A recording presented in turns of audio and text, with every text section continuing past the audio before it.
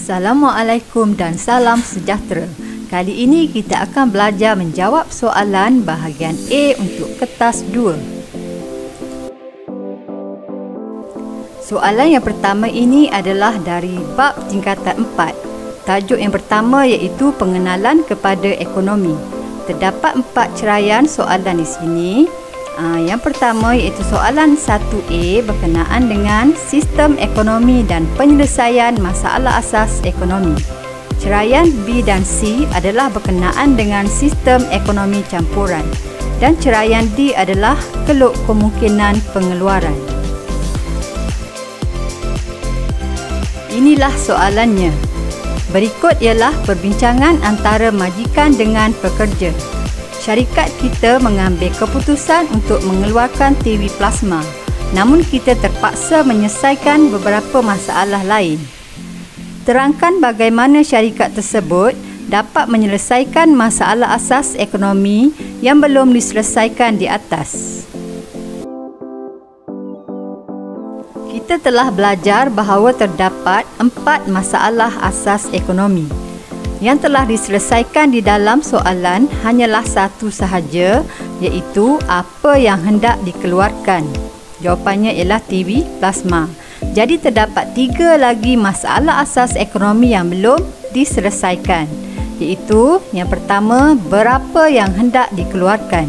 Huraiannya ialah menentukan jumlah TV plasma yang hendak dikeluarkan bergantung pada jumlah permintaan masyarakat atau pasaran. Jadi kita akan mendapat 2 markah untuk poin dan huraian ini.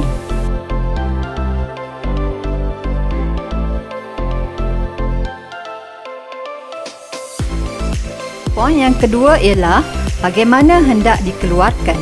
Huraiannya, perlu memilih kaedah atau teknik pengeluaran yang paling cekap dan memaksimumkan keuntungan serta meminimumkan kos.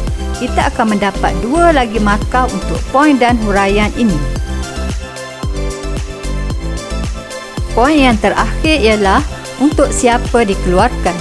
Huraiannya bergantung pada corak agihan pendapatan di mana golongan kaya memperoleh lebih banyak barang daripada golongan miskin. Jadi kita mendapat 2 lagi markah untuk huraian dan poin ini.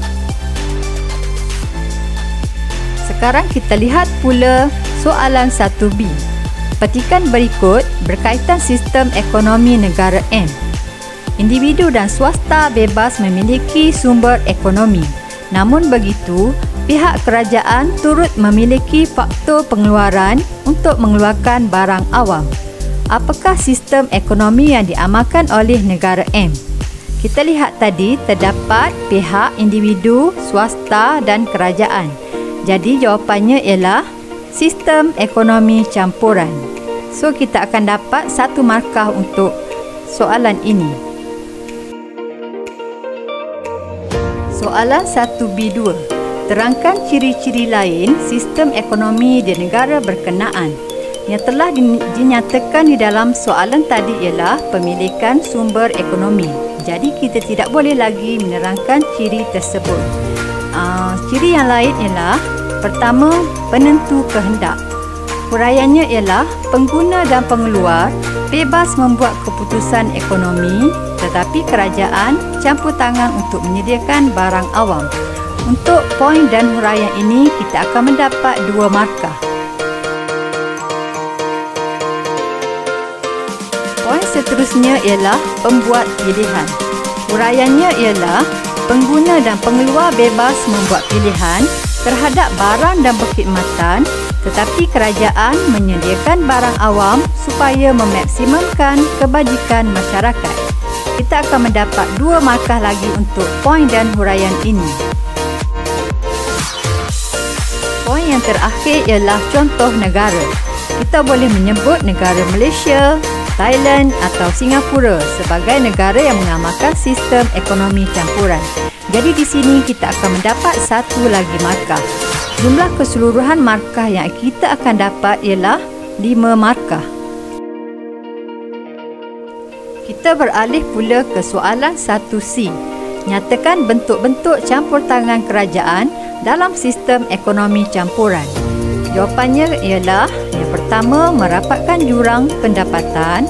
Yang kedua, melaksanakan program ekonomi awam. Yang ketiga, mengurangkan kesan externality. Yang keempat, membekalkan barang awam.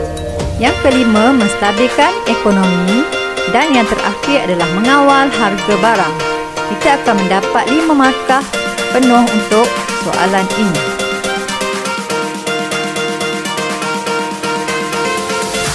Soalan 1D. Nyatakan 3 andaian keluk kemungkinan pengeluaran.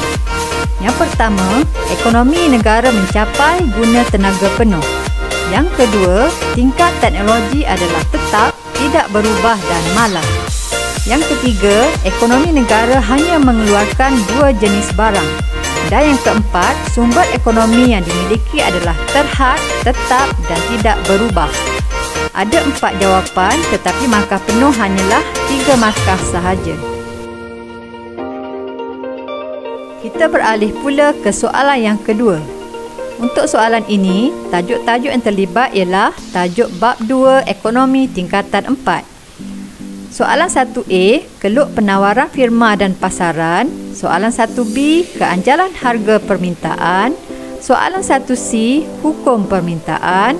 Dan soalan 1D, keluk permintaan individu dan pasaran. Inilah soalannya. Jadual 1 menunjukkan penawaran kerusi plastik pada pelbagai tingkat harga. Dengan menggunakan kertas graf, lukiskan keluk penawaran bagi kerusi plastik tersebut. Gunakan skala 2 cm, RM2 pada paksi harga dan 2 cm, 200 unit pada paksi kuantiti.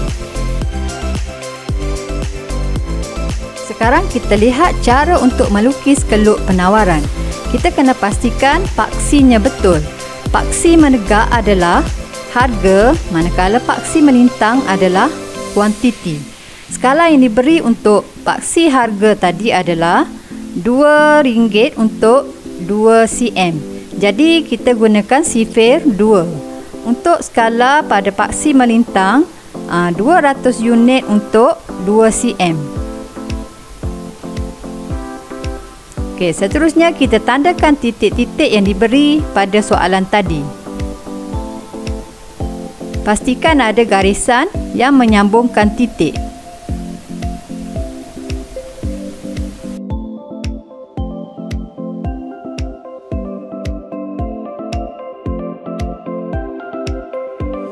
Soalan 2A2.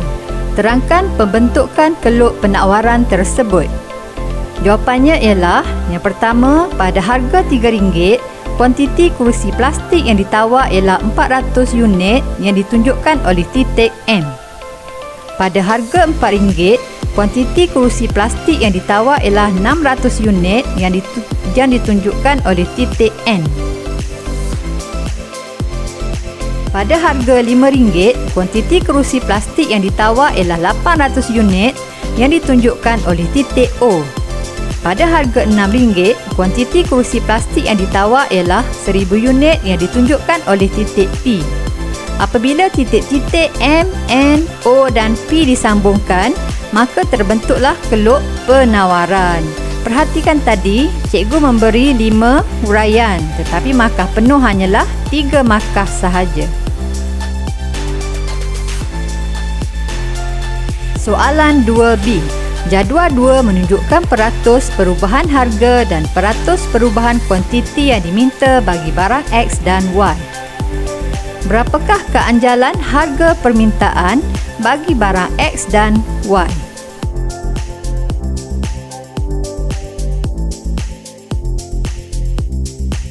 Untuk menjawab soalan ini, kita gunakan formula keanjalan harga permintaan sama dengan peratus perubahan kuantiti diminta bahagi dengan peratus perubahan harga. Jadi untuk barang X, 3 bahagi dengan 12, jawapannya ialah 0.25. Manakala untuk barang Y pula, 32 bahagi dengan 8, jawapannya ialah 4. Kita akan mendapat 2 markah untuk soalan ini.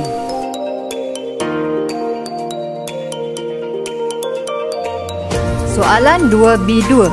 Tafsirkan pekali keanjalan harga permintaan bagi barang X dan Y. kita akan mendapat markah 2 untuk barang X dan 2 lagi untuk barang Y. Untuk barang X, pertama sekali adalah barang tidak anjal. Yang kedua, perkali keanjalan kurang dari 1. Yang ketiga, peratus perubahan harga lebih besar daripada peratus perubahan kuantiti. Dan yang terakhir ialah kuantiti kurang responsif terhadap perubahan harga. Jawapan untuk barang Y, yang pertama adalah barang anjal. Yang kedua, perkali keanjalan lebih dari 1. Yang ketiga, peratus perubahan harga lebih kecil daripada peratus perubahan kuantiti. Dan yang keempat, kuantiti lebih responsif terhadap perubahan harga. Soalan 2C1. Jelaskan maksud hukum permintaan.